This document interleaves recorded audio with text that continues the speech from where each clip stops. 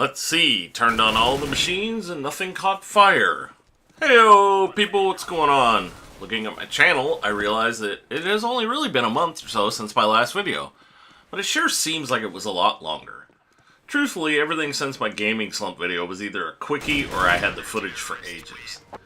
This isn't a hey I'm back hooray type video, as I'm still being a lazy slag.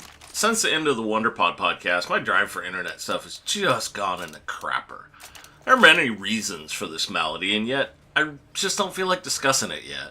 It would be a more serious video, and fuck knows, there's enough serious business as serious going on around the nets. Instead, how about I make fun of myself? This involves building PCs and a major case of deja vu. Like 1,000 internet years ago, I started tinkering with PCs. First changing a power supply here, a hard drive there. I was enjoying it enough that I decided I wanted to build PCs, so I built a few for other people.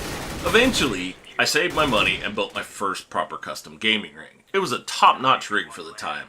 Intel Pentium 4, high-end video card, lots of RAM, etc., etc. The hard part was deciding how to cool the beast. I've never cared for water cooling. Something about electronics and water just gives me the heebie-jeebies. I know how great they are today, I just don't like them. So, after some thought, and being a broke bastard, I decided fuck it and went with the stock cooler. Trouble is, the part of California I live in has a tendency to become like the surface of the sun in the summertime. I'm talking it can get to be at times 118 degrees Fahrenheit or 47 degrees Celsius for my European friends. As soon as summer hit, that poor Pentium was boiling its little single-core brain out, and I had to quit gaming. Naturally, I quit being cheap at that point and bought an aftermarket cooler. Fun fact about that rig, when I moved from California and couldn't take it with me, I gave it to my mother and it lasted approximately 10 years total before it finally conked out. That's gotta be some sort of record. Fast forward an eon or two and I set out to see if I could build one more gaming rig late last year. I'd done nothing of the sort for 5 or 6 years, and probably longer, but that's the best I can recall. I wanted to see if I could still do it.